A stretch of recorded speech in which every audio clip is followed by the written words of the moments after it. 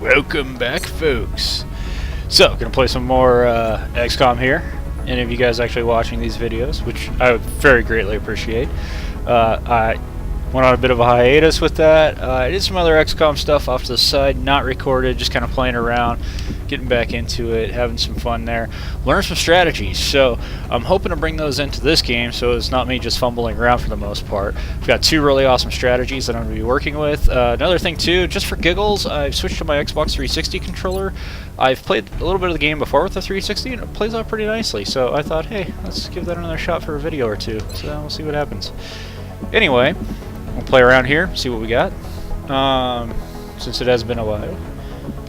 My strategies, I got two strategies I'm going to be playing out on this one. One of them's kind of an old school, been used since at least World War II, called the find, fix, and flank.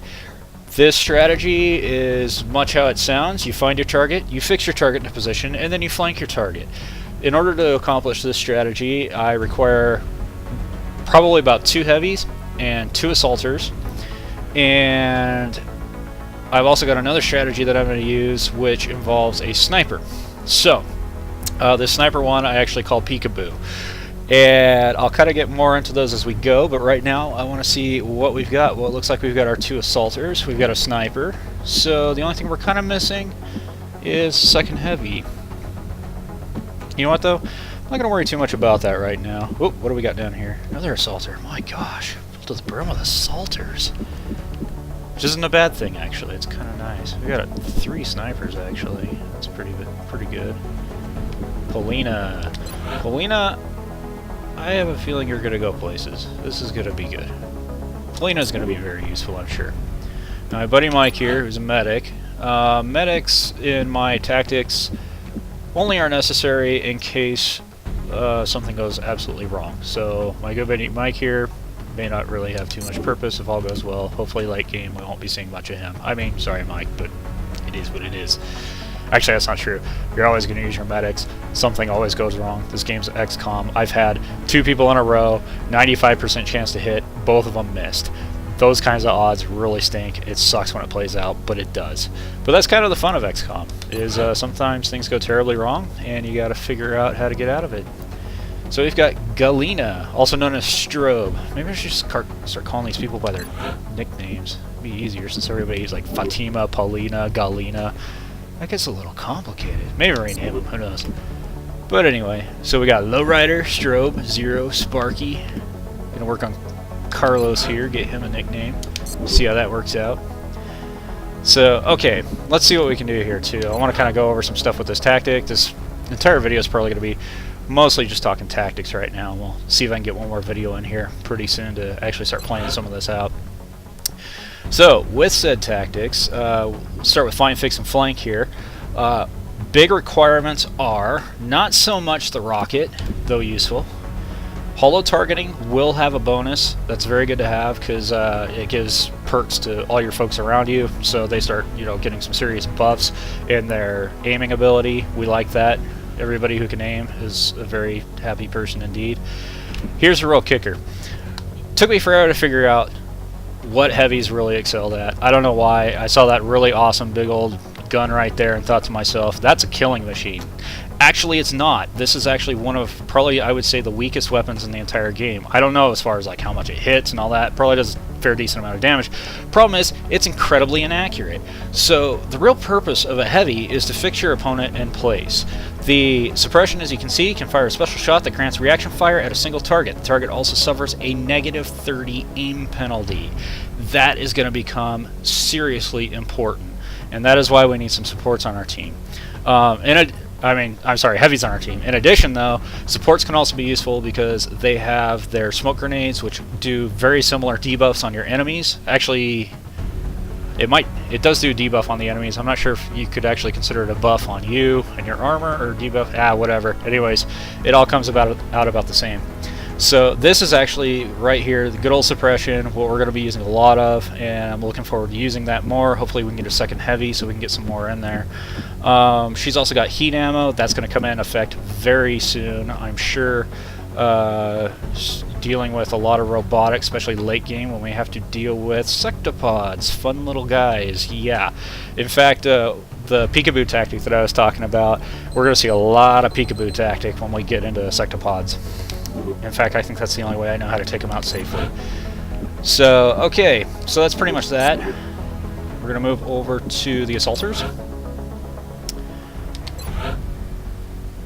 Okay, so with the assaulters, really our biggest deal right here is going to be number one with them, our good buddy run and gun. These guys have the ability to, I think I've probably showcased it in numerous videos in the past, they have the ability to fire after a dash move, or after a second move, or whatever. It's, you know, they basically, once they're done doing whatever the heck they're doing, they can then take a shot. And this comes in incredibly useful soon enough, definitely later on, because the other thing that's a really big deal with the find, fix, and flank tactic that I'm going to be doing is rapid fire. Rapid fire allows them to take 2 shots against the same target.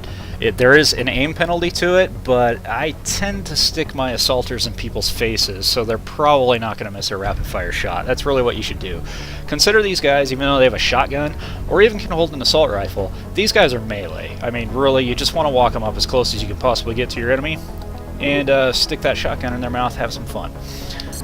Duh, of course at the expense of your enemy, but that's the fun part, right? Enemies can't be happy. So, okay, oh yeah, one other thing. Whoopsie.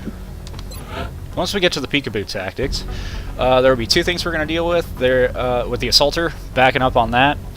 Run and gun may come in useful, but ultimately we're just going to be running them out, checking a target, allowing our sniper to fire, and then running them back. So for the most part, they're really not, the assaulter really doesn't need to be terribly kitted out for the peekaboo tactic to work.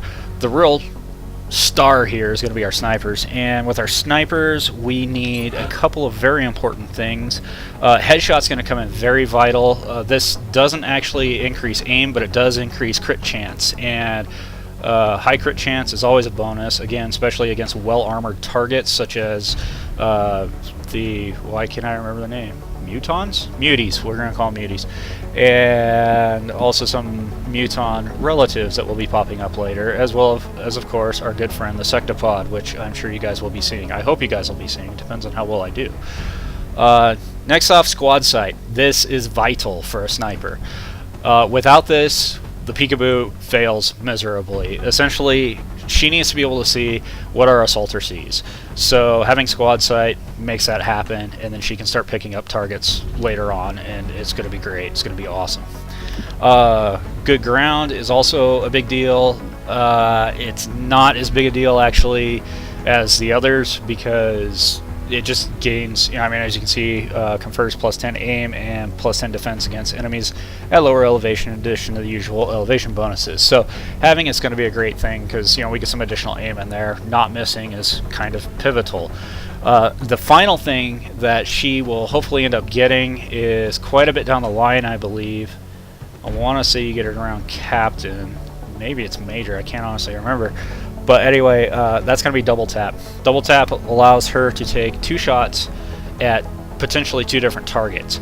And let me tell you, if you have good ground and high elevation, as well as your good headshot there and squad sight, your sniper just becomes like the most awesome thing ever. In fact, you know, I have a game going right now where I just kind of park my sniper in the back, let everybody peek targets, and then let her just annihilate everything in the way.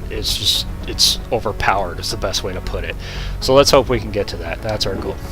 So anyway, that pretty much I think is gonna do it for this video. Really got a ways to go here, don't I?